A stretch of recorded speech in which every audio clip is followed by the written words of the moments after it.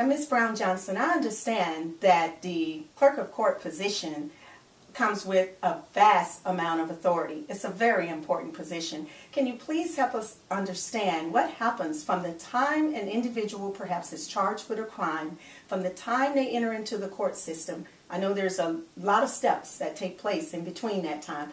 And many people have never been in that court before. And with DeKalb County being the second largest county in the state of Georgia, the courts are overwhelmed with lots of cases. How does one know what to expect? And can you help us understand what it is that an individual can expect once they've been charged with a crime? The first thing a person must do is stay active during the process. The first thing that happens during a criminal arrest is that the case is either indicted or accused, which happens from the function of the district attorney's office.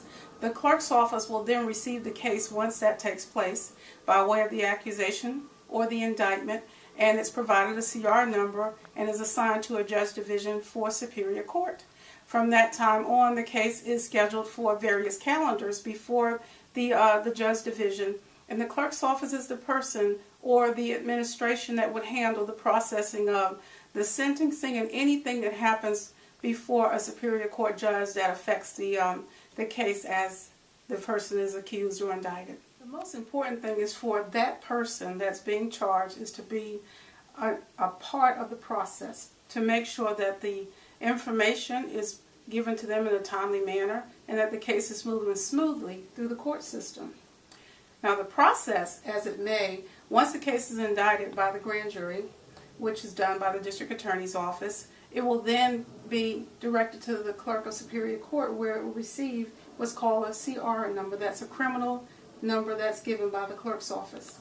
That case is then assigned to a judge, and that judge, by way of the clerk's office, is the custodian of the record for the court.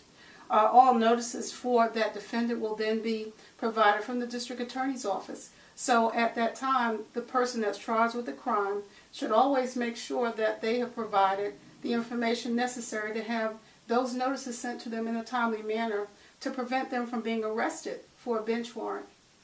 Great. So your 20 plus years of background working in the court system definitely prepares you to be able to take on such a vast responsibility that is so important to not just the judges and the lawyers, but also to each and every resident here in DeKalb County. So this is why you need to vote for Oretha Brown-Johnson on July 31st. What she brings to DeKalb County is more than 20 years of solid, verifiable, proven work experience. On July 31st, please vote for Oretha Brown-Johnson, candidate for your next clerk of court. New vision, new direction, new collaboration.